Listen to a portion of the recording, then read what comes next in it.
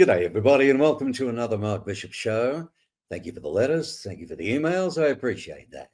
I've got a beauty lined up for you today. The Mark Bishop show is like a box of chocolates. You never know who you're going to get.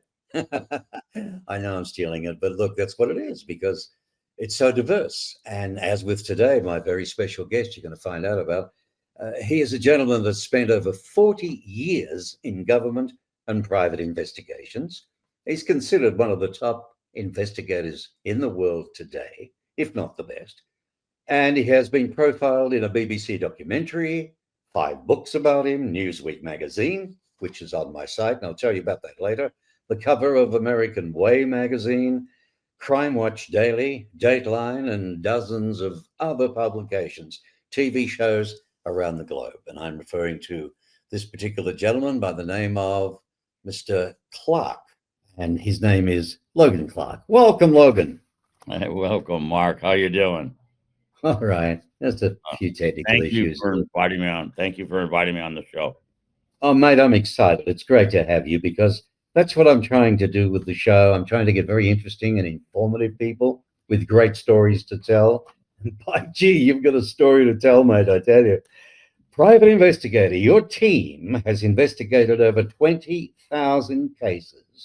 From murder to the Mann Act, you've rescued over 350 kidnapped and runaway victims from around the world, many of whom were forced into human trafficking, which has become really bad, not only in Asia, Africa, the Middle East, and Europe, but right here in the United States. And we're not proud for that.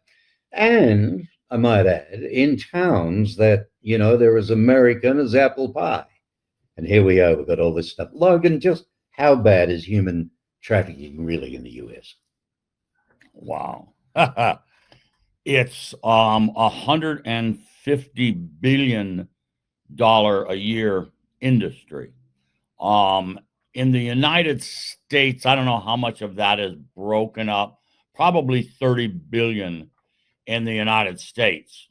100 to 150,000 women get pulled into human trafficking in the United States each year.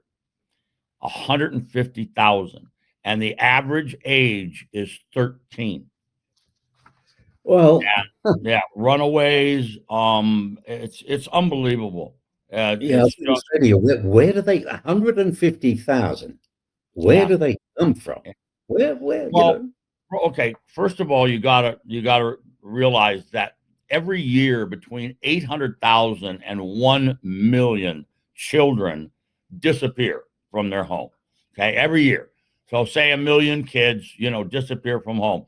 Now, 85%, as much as sometimes 87, 88% of those are found right away. They come home right away. They literally were over at somebody's house or, just crazy stuff that happens, but it happens every year. Now, if you say 100,000, right? Or excuse me, there's 800,000 to 1 million. So if you say 1 million kids, even if 87%, even if 90% are found and come home within the first week, 2 weeks, okay? That means that 100,000 kids, 10% of that million, does not come back home right away and are either kidnapped or runaways. There are hundreds of thousands of runaways, and runaways and throwaways are the prime target. That's the easiest place that the human traffickers can find people because nobody's looking for them. Right. They grab the girls off the street. A runaway is in just as much danger running away as if someone had kidnapped her. You're the pioneer in fighting elder abuse and parental kidnapping, where the laws are treated as grey at the best and law enforcement apparently rarely steps in the cases. In fact, your 2014 case for the family of legendary DJ Casey Kasem, he's been covered in the press around the world, and they even brought you in as an expert consultant on shows like 60 Minutes, 48 Hours, 2020, KABC Radio, many others. Give us the skinny, if you wouldn't mind, Logan, on that particular case, Casey Kasem. Casey Kasem he was a legend, of course, as a Yes. DJ, and he was the voice of one of the main characters on Scooby-Doo. And he had about an $82 million fortune built up. And he was married to this blonde Jean Kasem. And then he started to get, they thought Alzheimer's and then dementia. And he was in a hospice in Santa Monica for about a year. He had been moved around to different ones. And every time the kids would find out that he was in one, they would go and visit him. Jean never liked that. She hated for the kids to visit him. So she literally kidnapped Casey from one of the hospices in Santa Monica at 2:00 in the morning. She went in and she told him she was taking Casey out. And they said, you can't do that. He's hooked up to a feeding machine and, he'll die. And she said, okay, I'll take the feeding machine also.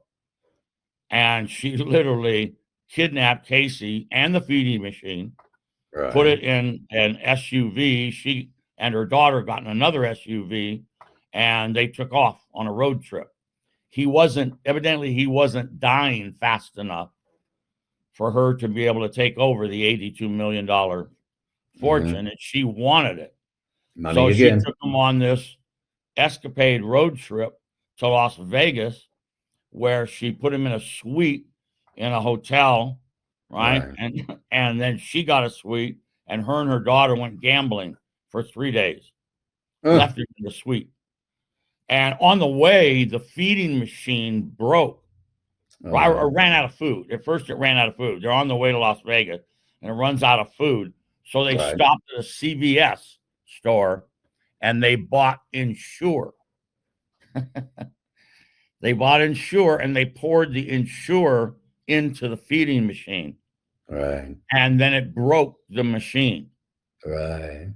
So it's just one, but it went on for 2 years. I mean, literally, I found her in Seattle, and we had to get all kinds of court papers, from from California to Seattle to get him back. Yeah. If you go on YouTube and put Gene Kasem and Casey Kasem in it, or it'll show you on YouTube when we found him and we're taking him out of this house. She went in and grabbed a bunch of raw hamburger, and threw it and threw it at everybody, Casey included, and said, "I throw meat to the dogs."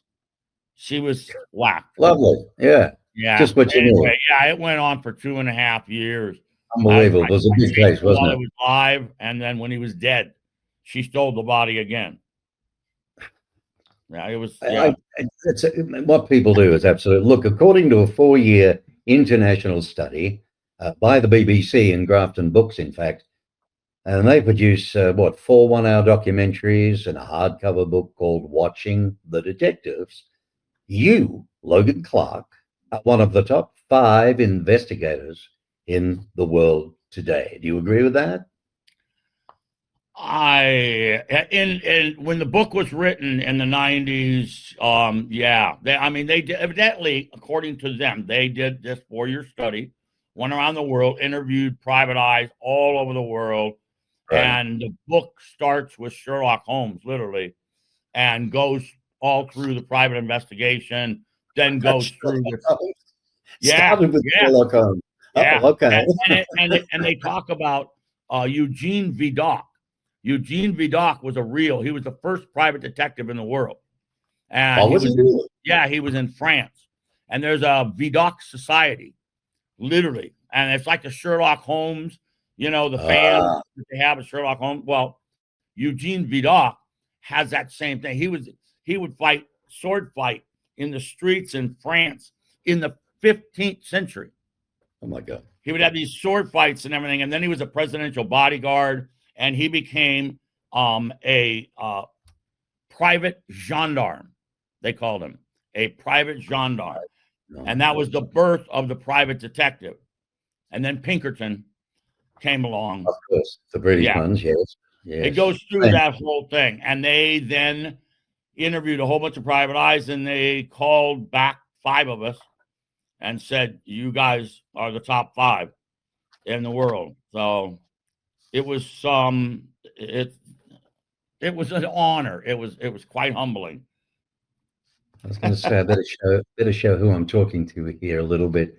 It was quite humbling at that time. I mean, look at the names you're associated with, even. You know what I mean?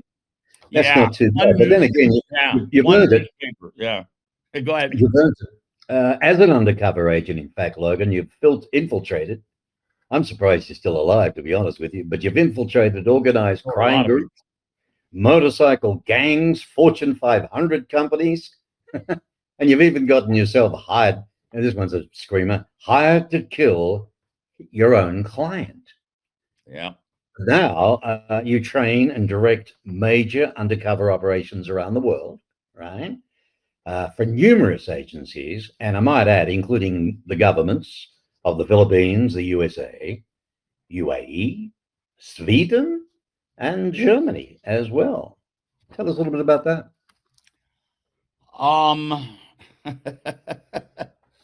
I went undercover when I was 19 years old. I'd gone to a private detective school. I was a newspaper reporter, and I thought I wanted to be an investigative reporter, and I was a columnist, and they wouldn't let me.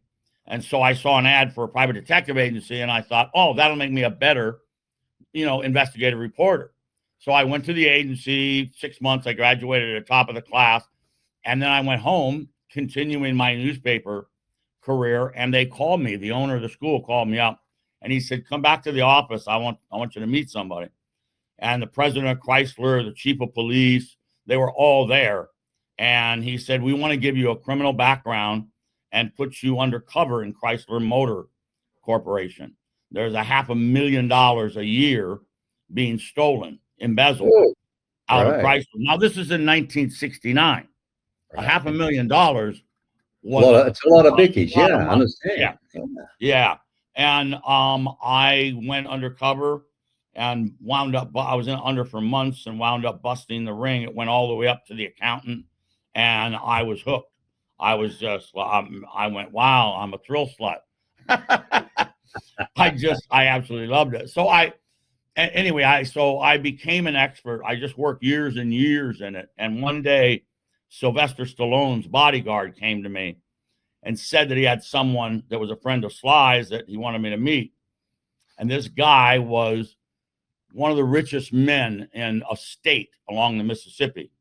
And, I can say it was Dubuque, Iowa. And it was the exact same time that they were filming Field of Dreams, the movie Field of Dreams with Kevin Costner, James Earl Jones. Baseball. That was a good movie. Yeah. God, what's his name? Guy only passed a few. What was his name? I know who you mean, but Ray Liotta. Yeah, Ray Liotta was in it. Yeah, God rest his soul. Anyway, I happened to be friends with the guy that was playing the pitcher, Steve Easton, and we went to acting school together. And I was a professional actor in the 70s and 80s, and I knew him. So I set up this guy told me, he said, "Look, I'm divorced. I have a daughter, and my ex-wife has gotten remarried. And the guy she remarried, I've gotten word that he's planning on putting out a contract on my life, because once I die, the child inherits all the money. And parents then control the money. So this new dad would be in charge of the second richest, third richest man in God knows how many states." And so I thought about it, and I told him, "Okay, I'll go and get myself hired as a hitman, kill you." And he kind of laughed, and he listened to me, and I told him how I was going to do it. And I came up with a fake motion picture. I had a fake movie company because I was working in Hollywood for a lot of the stars.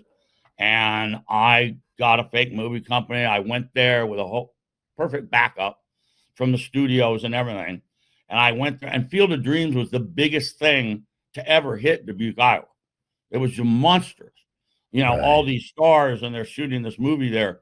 So I went there, and I unannounced and went on the set of Field of Dreams, and I got pictures with my daughter, with all the stars, everything, said hello to everybody, got to know them, and then I left, got those pictures framed, and got the penthouse on the Mississippi River of this old hotel. And I came in as a producer of another movie, and I had a screenplay and everything. And so I went down in the bar. I knew everybody hung out at this hotel. I went down at the bar and I started talking about the movie I'm bringing into town. And I knew that in 2 or 3 days, the newspaper reporter would show up. And he started talking to me, and I told him all about this movie, which could be checked. They could call the studios. It was backed up. The studios knew who I was. It was all backed up. And so 3 days later, it was on the front page of the Dubuque, Iowa News. So my cover was cemented in the newspaper on the cover of the first page. So no one even questioned who I was. They couldn't ask for any more, could you? Right. Yeah. And then it took months, but I went about meeting this guy and getting him, and all of a sudden my backers for the movie were from Chicago. And they were, I intimated that they was a mob.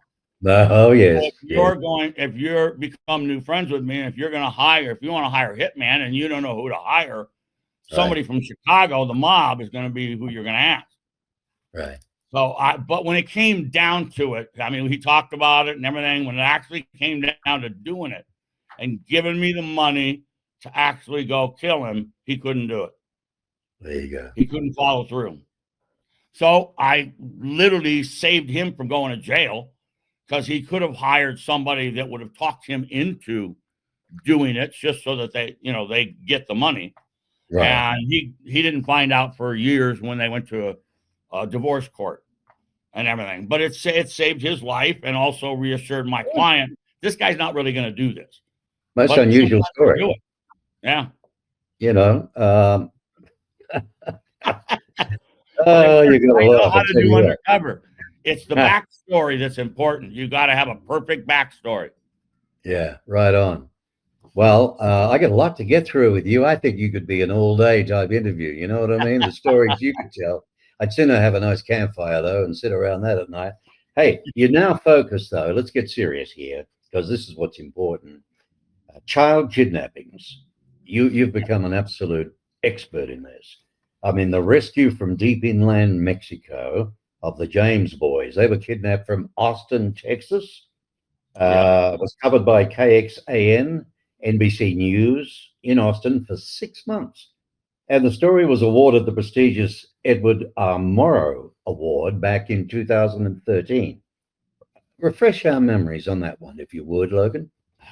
The James boys had been kidnapped for about 8 months, and the FBI, the father was trying everything. The laws are so screwed up in parental kidnapping. It's unbelievable.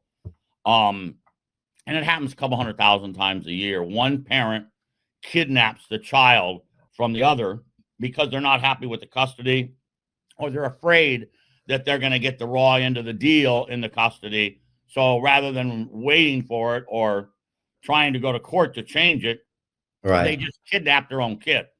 And she was from Mexico. The wife was from Mexico, and she kidnapped her. And the FBI actually told Stephen James that you're just going to have to get used to the fact that you'll never see your children again.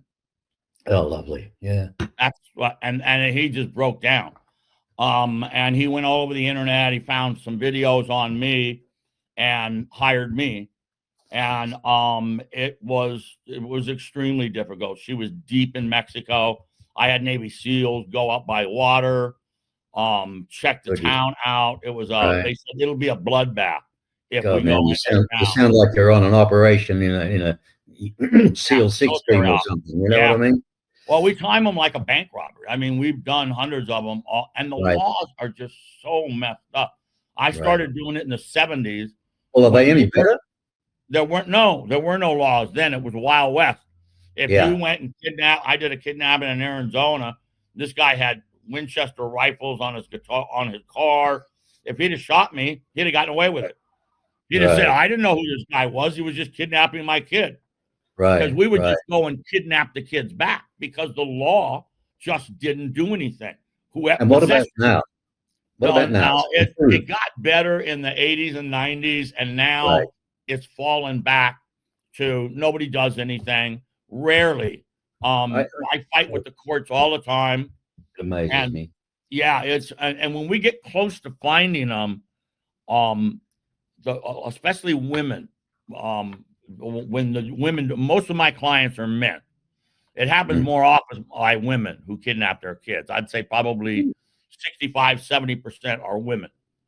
And they do what I call Hail Mary. When I get close to catching them, or the law is getting close to them, they all of a sudden say, look, the real reason that I kidnapped my children is because the father was molesting them. Yeah. The father was abusing me and beating me up. Now, the minute they say that, an investigation starts. They put up temporary restraining orders against the dad. They don't know that it's true at all. Of course.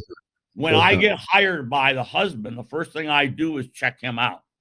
I get my retainer fee, and the first thing I spend money on is checking out the father or the mother and making sure. You know what you're playing with, right? Yeah. Make sure that the police have not been called to your house 10 times, that you got arrested twice for abusing her. I make sure that they're perfectly clean. So all of a sudden, when we're catching the woman kidnapping, she comes up with all these stories, but there's nothing. There's no neighbors. She never told any friends. There was no police report, no pictures with bruises. That's why I call it a Hail Mary. Okay. That's why I kidnap my children. And it happens, 150,000 times a year. If you're married to a foreigner, it's easy for them to get out of the country and get to that foreign country. And then I've seen a couple of movies based on that, but it wasn't the women, it was the husbands that took the kids. And the husband, in fact, the Middle East, one of the most I read about here was the most challenging child rescue extractions that you did do of your career was the child rescue out of Khartoum in Sudan. Is that right? Yep. In the middle of the desert. And, locating and returning a 4-year-old German girl to her mother in Germany. Imagine that mother. She must have been absolutely hysterical. Yeah. I hope you're enjoying the show. I'm chatting with Logan Clarke. He's the director of Global Pursuit Investigations. And you might be writing this down in case you need some service. Logan, as an undercover agent, you've infiltrated organized crime groups, as I said, motorcycle gangs. You've done the works, but you're also a former governor of the California Association of Licensed Investigators. That's the largest such association in the world, if anybody didn't know that. And you're also a member of the World Association of Detectives and the co-founder of the International Human Trafficking Task Force. And you were awarded the International Investigator of the Year in Dublin, Ireland. Well, gosh, we got it. This is back in 97, correct? Congratulations for that. Yeah. Come on, you've got to share that one. My son's in Ireland at the moment, as a matter of fact. Oh, really? Oh, I love Ireland. Beautiful. Having a bit of a trip. He worked so hard. I'm proud of him. Tell me, come on, how did this come about?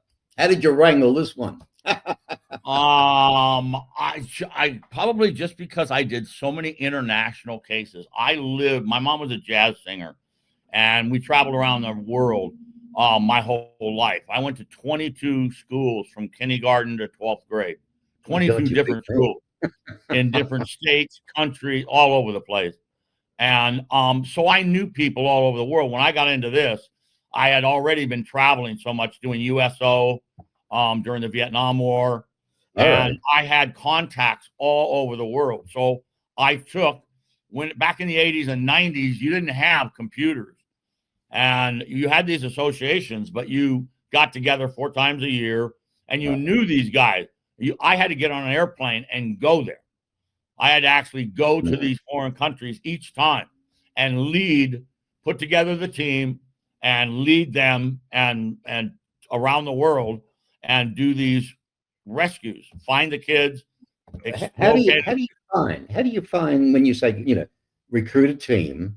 I mean, it's not like the movies, they got the certain dudes, they just open up the book and assets, as they call them, that they've used for years. Yeah, but here's you. Do you know them before you go, and they're just waiting for extra jobs again? Yeah. Okay, so you tap them and say, that we have a list of them, and we have an A team and a B team. I work with different teams all over the world, and we will loan our guys to one team or another. We used to loan guys to Blackwater.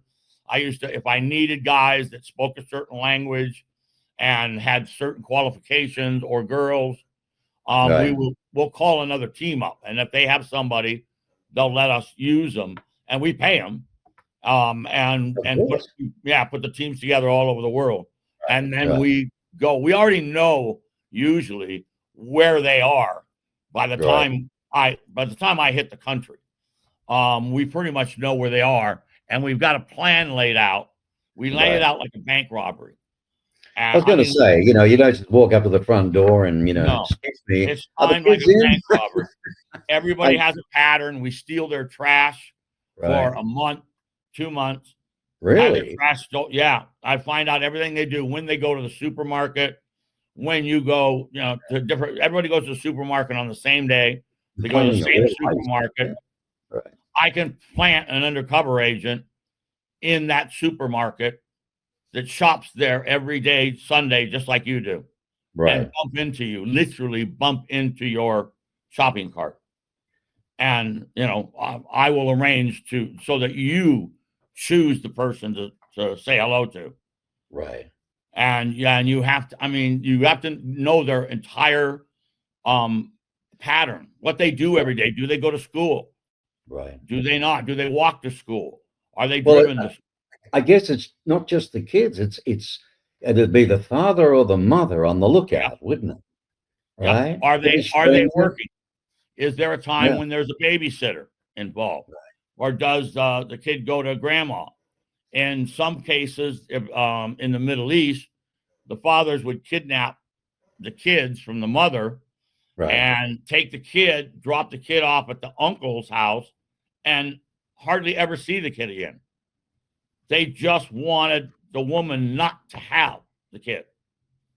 It's a greed thing. It's an ego thing. It's a revenge thing. It's just it's disgusting. Out of all the thousands that happen, let's just take America, because you've got clients all over the world.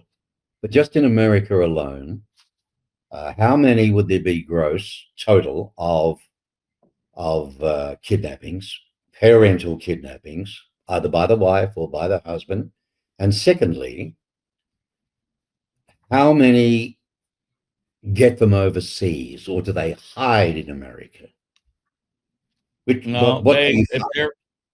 If the kidnapping parent is from another country, 90% of the time they will return to that country or a nearby country, and then sneak into the country where they're from. And that's why if you're married to a foreigner, and this is nothing against foreigners at all, my girlfriend is Filipina.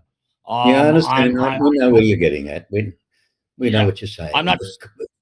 But no doubt, there's also a rule in these other countries where it'd be darn hard to get them back out again, or maybe the country.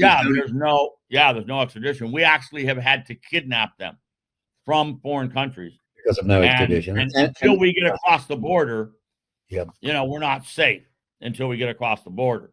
So now there's different international laws, the Hague Treaty. In the United States alone, it's between 130 and 150,000 every year for rental kidnapping. 130 to 150,000 every single year. So you get others that walk away from marriages and walk away from the responsibility of their children. And go on and live a single life and don't give a damn. And for that matter, don't even pay. Yeah, exactly. Abandon. Yeah. And those kids usually run away. But then you get the others who love their children so much, they refuse to let the wife have them or the wife to have for the guy to have them. Yep. You know, it's sad. If I can't have them, nobody can. You're right. No one can. This is just like a movie. Fair income. In fact, your life story has been turned into a feature film. In fact, I was rather impressed when I read this because I'm a little bit involved with the movie scene here in my city in Tucson, Arizona, because we were the backyard of Hollywood. You know that, don't you? Right. It was written by Oscar-nominated writers of The Fighter, right? And that starred Mark Wahlberg and Christian Bale. Yeah. And Patriots Day was another Mark Wahlberg job. I like his acting. I really do. Yeah. The Outpost, and just released in 24, Jerry Bruckheimer's The Ministry of Ungentlemanly Warfare. And that was directed by Guy Ritchie. So, while I, for one, would look forward to seeing Logan in a movie like this, or any idea of the release date when they're going to? No, it's at Netflix right now. Sony Pictures had me under contract with Pierce Brosnan, for 4 years. 4 years, Sony Television. And they had 3 scripts written, and it never came about. It just never man. And I found out that Brosnan's manager was actually involved in it not happening, because she didn't want him to go back to television. She wanted him to keep making movies. Well, guess what? I just watched the last episode last night of a new thing with Brosnan in it called Mobland. Right? Yes. Of the first series, which they're doing these days. They're testing the market. Yeah. If you want more, wonderful person, wonderful man. I wish it would have worked. And then I gave the rights to these writers. They had known me for years, and they write movies, true movies. And so I gave the rights to them, and it's now at Netflix, and Netflix is trying to get the deal, put the deal together now. Netflix television wants it as a series. Netflix movies wants it as a feature. Oh, great. So I don't know. They're kind of going back and forth. Hopefully they will What's get the it matter together. with them? It's a great story. It's got fair facts in it. It'll awaken people up to today. It's a very topical topic. Tell me something. You hear all sorts of stuff from people. I get friends in the force. I get friends in the border and all sorts of people. But here's the deal. You hear all these things, okay? You hear a lot of stuff. But you wonder what the real truth is, right? And kidnappings today, and what's it called? Trafficking. Trafficking, yeah. Supposedly has become the number one over drugs for the cartels. Yep. Is that right? Yeah, I asked a drug dealer who had turned to human trafficking. It was in a foreign country. And when we caught him, I literally sat him down and was talking to him. He was a known drug dealer. And I asked him, I said, why? You used to be the biggest cocaine dealer in the industry in Southeast Asia. Why did you switch from drugs to women? And he looked at me and smiled as if it was a stupid question. He said, I can sell a pound of cocaine one time. Right. I can sell a woman 1,000 times. Oh, disgusting, isn't it? So, yeah. And that's why there's more money in it. And it's easier with the borders broken down. The minute the Europeans formed, they took down all the borders. They used to have to, if they grabbed some girl in Russia or Hong Kong, they had to go through a border check every single country. And that was extremely difficult to do. Okay. You had to have really high up connection. Now all the borders are taken down. They can drive from France to Russia to wherever they want to go to. And there's no border. There's no border stopping them all over Europe. And that increased it tremendously. My ex-partner, the woman who's really the queen of catching human trafficking, Dottie Laster, is unbelievable. And her and I used to go to Texas once a year and help train the Texas Rangers in human trafficking. But Dottie is, above all, she is In human Right. trafficking, she's as big as it gets. She's done the biggest rescue of people ever done. I think it was 800 or 900 girls In one that were go. rescued in one operation. Wow, that's Yeah, amazing. she's out of Texas. She's And how just many brilliant. people know about her? How many people do you know? I don't know. She's won awards. She's been to the White House. Dottie Oh, Laster, yeah, is what her a name. fascinating person. She'd be a great She's interviewer. an incredible woman. Well, listen, She's that incredible. Newsweek, I mentioned it before. I've got this great video that Newsweek magazine did do. It's on the site. Folks, you can go to markbishopmedia.com and it's all on the site. Okay.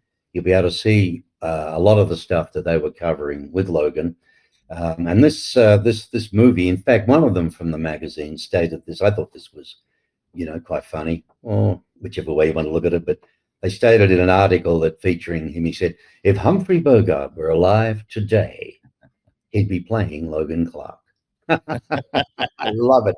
Probably probably one of the greatest compliments I've ever gotten. Right. Okay. He, I just thought of something. Go yeah. on. Did you see the movies Taken with Liam Neeson? Oh yeah, I know the director, Pierre Morel. Oh yeah. I love Pierre that. was going to direct the television series. Sony hired him and brought him in from France. He's a wonderful guy. And that movie, 90% of that movie was real. The only thing I was thinking he'd be the sort of director maybe he could talk to, because if he can do that and he knows your story, man, there's an automatic connection. You know what I mean? Sony brought him from France to meet me. And we've met several times, but 90% of that movie is true, Taken. The only thing that's not real is Liam Neeson. No one man does that. No one man can take I have a teams. Yeah, no one man. We've rescued those girls out of the places just like that he did, where they're actually selling them, where you actually look through the glass and you see them and they're drugged up and they're in there. But I have a team of 3 Navy SEALs, 2 Rangers, right? And I mean, special ops guys. We go in as a team and we can take the place apart. But there's no one man I know of that can do all that shit. So that scene in the one, for instance, where that was his daughter's, ex-wife's, his daughter, by the Russians. It was the Russian mob had him, I think. Yep. And they had this place, and they're all sitting there, all these guys with heaps of dough, with fat pigs, God knows what. Yeah. And they're all sitting there, and she ended up drugged, as you say, and she ended up with this, something out of the Middle East or somewhere on his yacht. You know what I mean? Yeah. And he had to run like hell and get onto that boat. But I mean, to take on 6, 7, 8, 10 of these thugs, I mean, superhuman, right? It's a bit hard. It takes a team. But with the right team, if I have 4 or 5 guys that are ex-Navy SEALs, ex-Rangers, we can take out 30 or 40 guys. Wow. You've been obviously shot at numerous times. Oh yeah. And you've dodged. Have you never been hit? No, I've been stabbed. I've been a couple times. I've been knocked out, locked in the trunk of a car, pushed over a cliff, drugged in the Philippines, drugged in New York. I was working on an occult case, satanic killing in New York, and got drugged by these guys that were involved in it in a bar. And luckily, I had told a bunch of college kids that I was there and who I was. And I said, if you ever see me walking out of someplace and I don't seem to be in control, I'm with some guys, come and get me. And these guys did. Just the luck of the draw. I'm so close. I have friends that I call even to this day, when they answer the phone and they hear it's me, they go, Logan, God, I heard you got killed in Sudan. I heard you got killed. You're still alive? Yeah. Right on. No, it's my twin. I'm surprised, though. I'm surprised with a man of your experience, right, and know-how and wherewithal, that you would allow these dudes to drug you at a bar. I was in there trying to get clues. I was in there trying to get information. I know, but man, you're sharp. You got to go into the web. You got to go into the web. You don't catch these guys. You got to look at it from the outside looking in. Yeah, you don't get these guys by hanging out at the Hilton Hotel. You got to go Listen, get down the numerous other street. documentaries have been made about you. Volumes of experience as a technical advisor for films and TV. Now, it's not just that you've been an actor; you've also done a lot of work with producers and directors. Yeah, In fact, the TV series Simon and Simon, I remember that one. You advised on that particular show for 3 yeah, years. yep, And you were under contract, weren't you, for several studios in the 80s, in fact, yeah, in Hollywood? yep. I would the different shows that they were doing that anything that had to do the 70s and 80s. They didn't like to talk about human trafficking. I came over here because I had lived in Southeast Asia. I knew what human trafficking was. And when I came Right, here and told people, even the news reporters, they said, nah, that only happens in third world countries. And, you're right. we tried to do a television show here in the 90s. Carrie Seelig, a great producer, she won Emmys. We tried to do a television series about Right. human trafficking with Dottie Laster, the woman I'm talking about. And we started putting the show together, and the network said to us, literally in the 90s, they said, Right. but this is really depressing. Who wants to see this? Yeah, it What? doesn't No sell funny. studio, yeah, no channel is going to air this.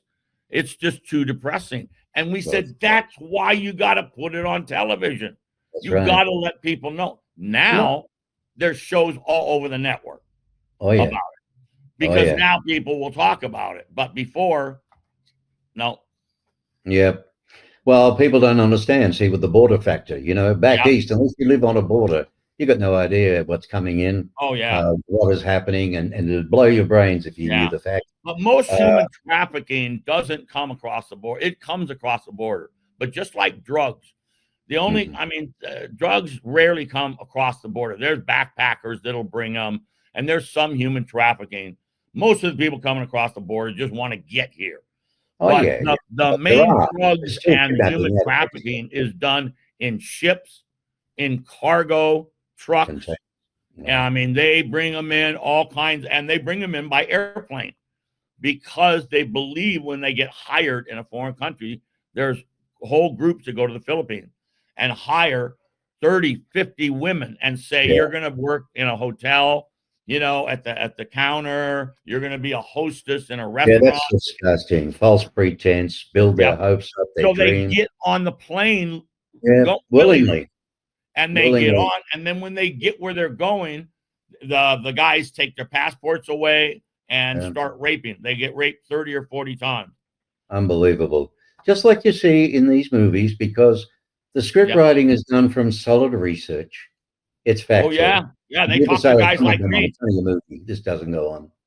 My Yeah, word, it does. it So, does. you've got to watch the containers, and you've got to watch the ports, and Yep. all sorts of damn things. If you haven't had time to listen to all of this fascinating interview, by the way, you can go to www.markbishopmedia.com. It's also on the YouTube channel. And speaking of that, I appreciate it when you do subscribe. Helps the channel, helps me to keep going. I'm hoping to get this show going weekly. I just got to find some more interesting guests, fascinating people. I'm not heavy into politics. There's enough sadness around. Oh, God, yeah. I'm trying to motivate people and keep things happy. But your story Yeah. is unique. And I've always And we been don't get fascinated. involved. We don't get involved in politics because we work for Republicans, Democrats, Independent. You Right. don't care who it is when a kid is kidnapped. Of course I've not. Of never course. asked a client, are you a Republican or a Democrat, a Yeah, liberal right. or a conservative? I couldn't care less. I just want to get their kid back. And the loser, of course, are the children. Of course, they use these kids like they're chips, like they're poker chips. I'm going to take my kid and I'm going to run away, or the runaways that get grabbed in human trafficking. Nobody's looking for them. Some kids You're are right. literally thrown out of their house when they're 15 years old and they're on the streets, and you get a nice looking 13 or 14-year-old girl in the streets and somebody's going to grab her. A bad guy is going to grab her. You got to be really aware with your kids, man. And when Well, they I go to meet somebody, want to ask you this question because we haven't touched on it. Is that going on much today too? Like a van creeps up the street, the child's absolutely, walking home from school, all of a sudden absolutely. off. That is going on. Yes. Not Big time. nearly as much as the runaways. The runaways, the van comes and a guy gets out that's got long hair, and he gets together with a bunch of young girls and says, "Hey, I know where there's a party. They got some marijuana. This, come on." that, And the minute they get into that van, their life is over. they're sucked in. But to run away in the first place, you know? Yeah. Yep. And nobody's looking for them. Once in a while, there's somebody like me. My partner has a company that is one of the biggest in the United States for runaways. And he has contracts with about 130 schools and places. And when you see these kids that go to a judge, and the judge says, "Look, you're either going to juvenile hall or you're going to go to this program in Idaho," right?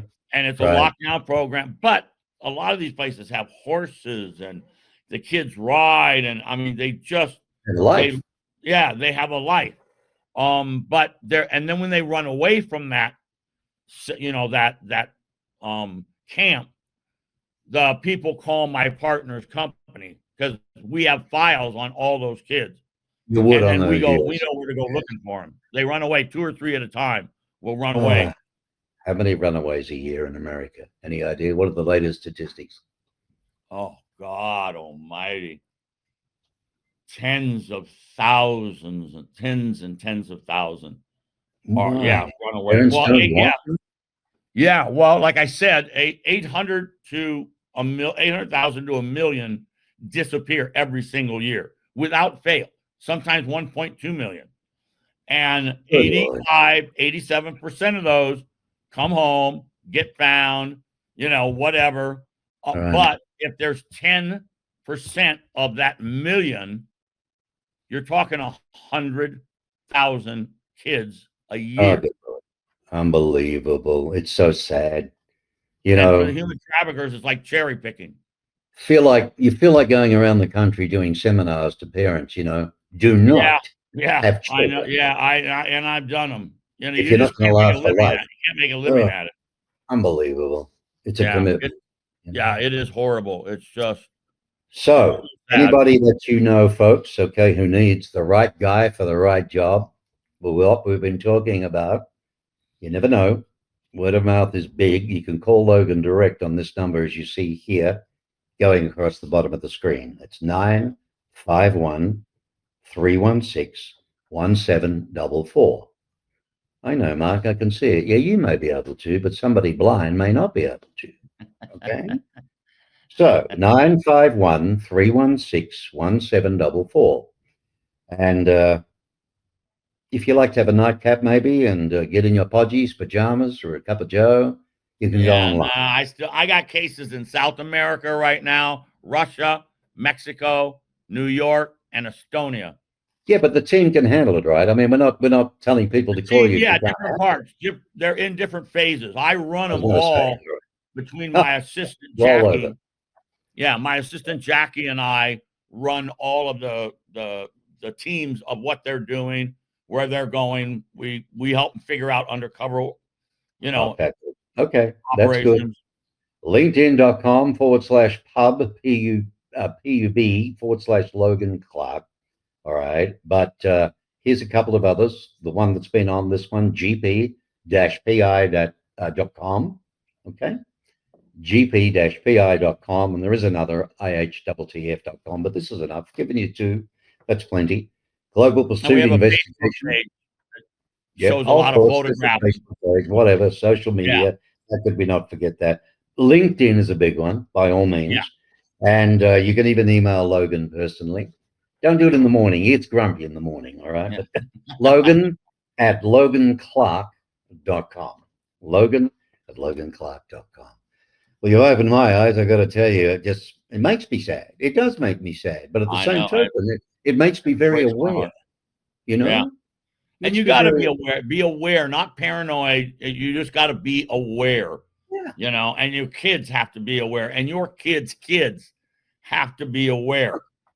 You gotta talk to them. You gotta have conversations with them, because it does happen to them. It happens in a small town in the middle of America, middle of middle of nowhere, and somebody will kidnap a kid. They are driving by, they're looking for just a shot at grabbing some kid, and it can be cornfields, and they're walking home. And if they're walking by themselves, they've got to be so alert. Yeah, and you know what they've got to stop doing? They've got to be more aware. Instead of holding the phone to their face, exactly. they cross the road. They cross a road. Don't even look. The phone's to the face. Get your They face get onto the out of that footpath, phone. and they start walking on the footpath. I mean, if I was going to be a baddie and pick these people up, it would be so easy. Yeah, you know, it is. It's horrible. Talk to them, parents. Talk to them. Warn them. But Yeah. I don't want to scare them all the time. But it's not scaring. Make them aware, and you got to scream. If a kid is grabbed, they got to scream as loud as they can, because that guy and run. Because even if the guy has a gun, he is not going to shoot you. No, I promise you, he's not going to shoot you if you run. He doesn't want. That's going to attract attention. He doesn't want anyone to see it. He uses the gun and says, "Shut up. I'll kill you, or I'll kill your family." Run and scream. Right. And they'll run away. They'll run in the opposite direction. The other one, Logan, that is a worry is they go out to these raves. School kids get dressed up. Some of them, I mean, stunning. They're 14. They look 21. But the reality is, happens all the time. They get invited to these things. They meet these guys, as you said. Hey, because they're all wanting to try. They're all wanting to experience. Of course. Yeah. I didn't have my first J till I was 32. Nothing else has ever interested me. I'll tell you, TV and movies have turned me off all that rubbish.